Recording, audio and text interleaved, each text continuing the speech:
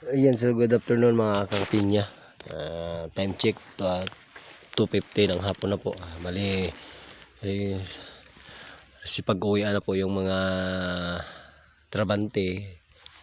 Yung operation lang ngayon kanina. Si pag-uwian na kasi chins ano po sila.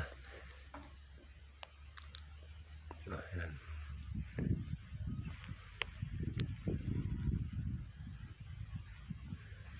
At sobrang lawak mo dito sa area ko.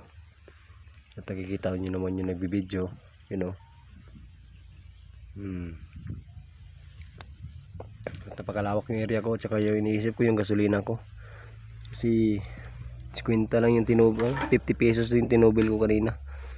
Kaya nag-aalala ako sa gasolina ko, baka hindi ako makauwi. Yan. Tsaka tata na ako yun yung parang kumbataw. Gisi na. Ayan.